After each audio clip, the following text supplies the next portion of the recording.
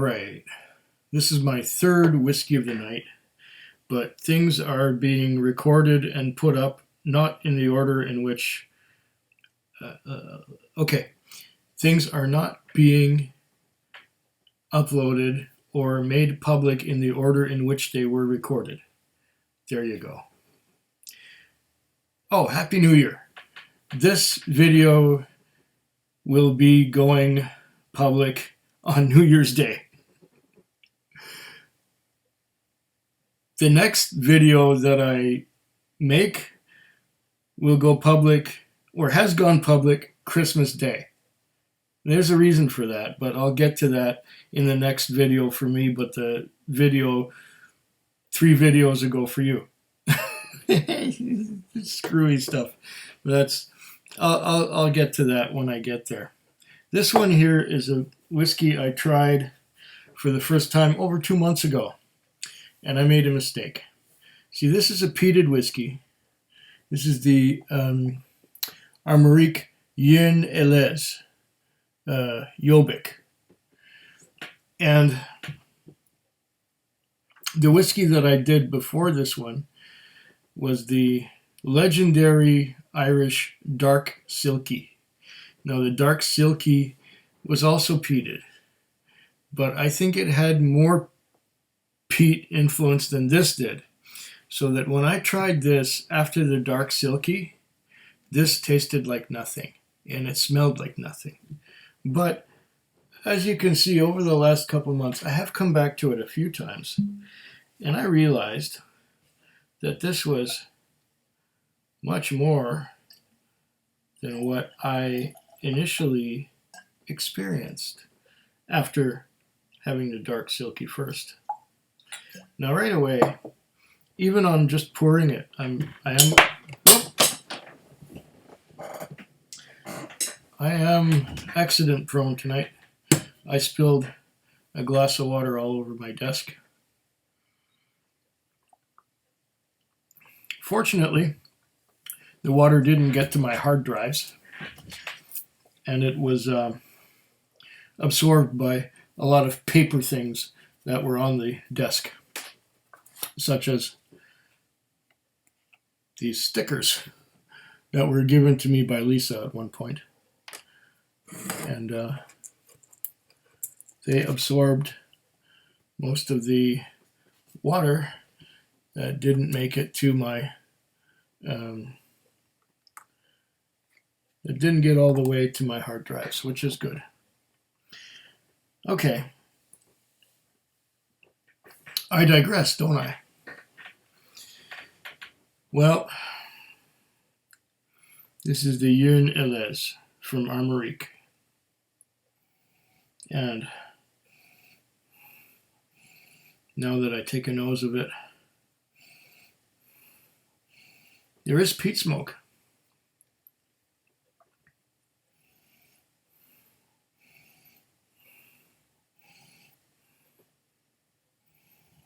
There is peat smoke, there is peat influence, but it is subtle. There's a creosote note, there's a smoky note.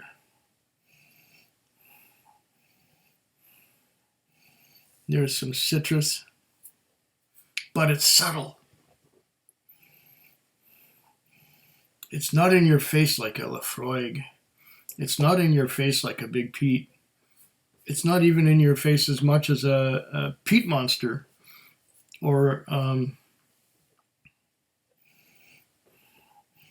many other peated whiskeys. This is one of the most gentle and most subtle peated whiskeys that I have ever had. And this is why the peat aroma from the Dark Silky overpowered this and made it as if it was nothing when I first tried it on a neck pour over 2 months ago.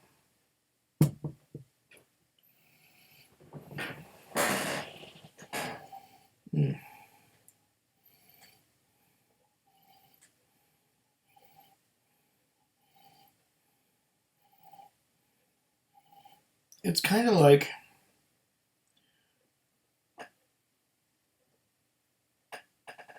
it's got the same style of peat as a Lafroig,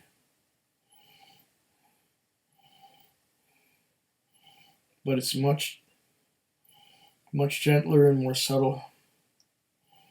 There's some fruity notes as well. I get a little bit of orange.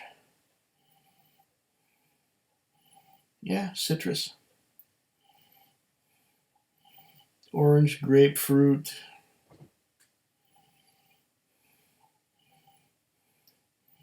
A touch of mint, not mint, lime.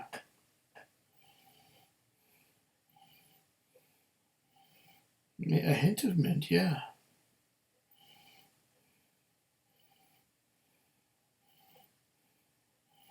But it's subtle. It doesn't overpower you.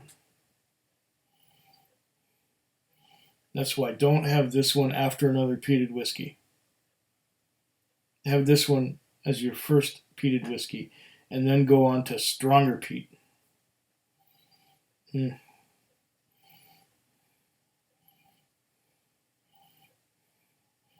smells a bit like Irish Spring, if you're familiar with the Irish Spring soap. Do they still even make that stuff? I don't even know. I remember the advertising was, there would be a guy there talking about his Irish Spring soap, and he says, makes a man feel like a man. And then there was this woman on the side, man, yes, but I like it too.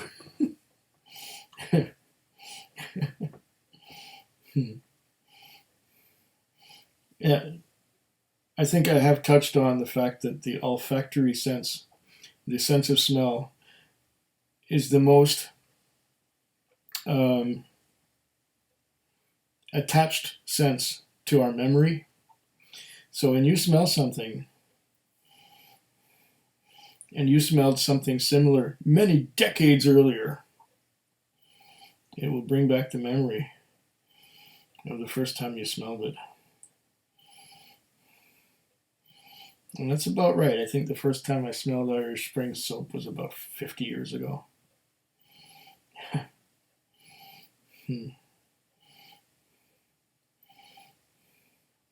This is nice. It's a welcome change from the stronger peat. Don't get me wrong, I like strong peat. Strong peat nose and strong peat taste.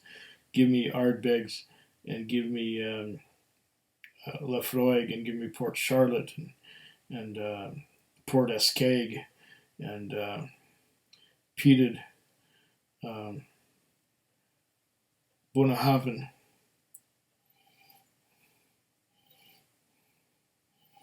But this is subtle. It's more subtle than the old Lafroig 18 was. And the Lafroig 18 was, the peat was quite gentle compared to like the 10-year-old or the quarter cask. Okay, I'm going to taste this now.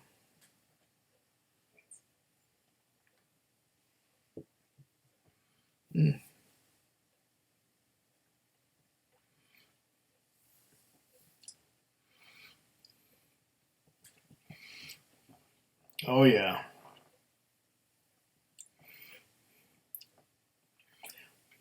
This is peated, yes, but subtle. It's fruity. Fruity and peated. What are the fruits?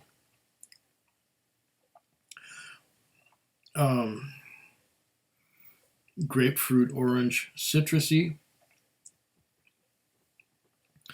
And I get that Irish Spring soap too.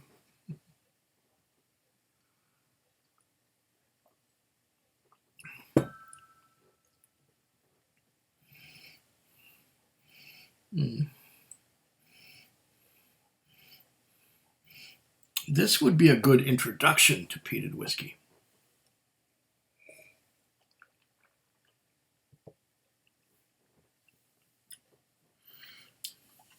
I imagine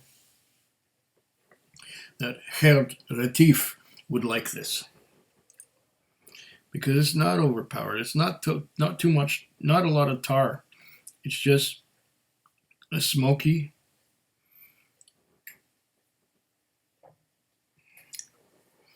It's a smoky, subtle peated whiskey. And on the finish, I'm getting, it's hard to describe.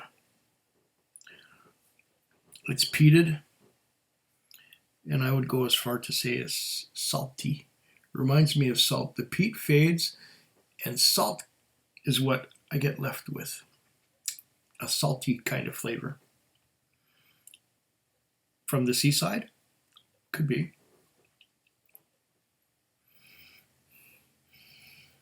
And now I nose it again.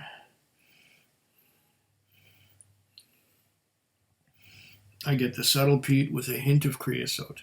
It's not in-your-face creosote, just a little bit.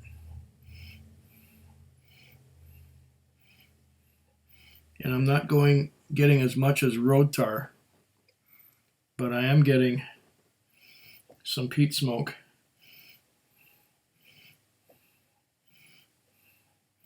It's a sweet peat smoke.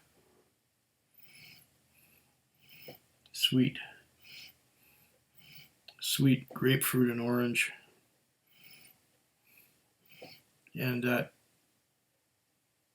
seaside salty air, that salt air note.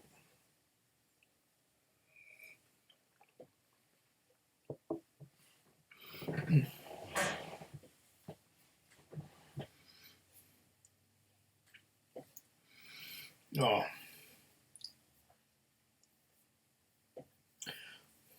Now I can really appreciate this. Now on the finish, peat smoke and sea air, salty sea air, peat smoke, and it's a little bit sweet from some indistinct fruitiness. Is it orange? Is it a citrus? Not overpoweringly so. Is it an apple? Is it a pear? Maybe a bit of pear. It's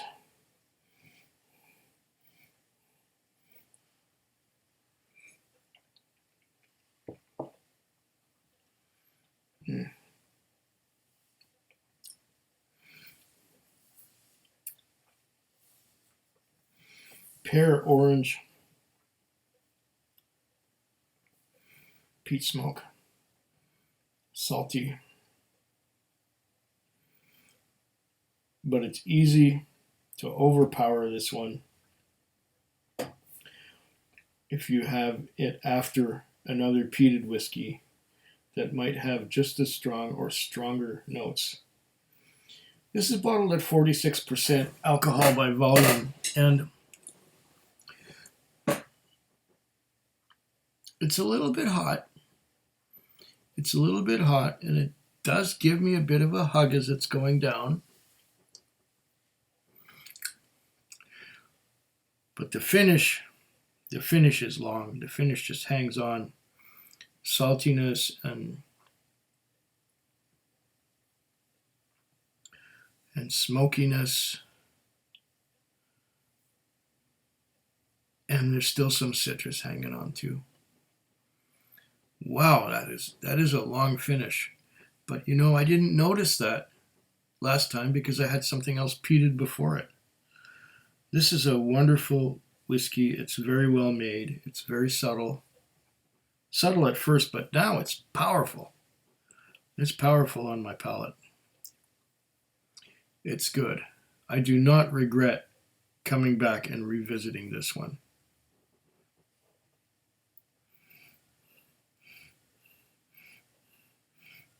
Seeing as this is from Brittany,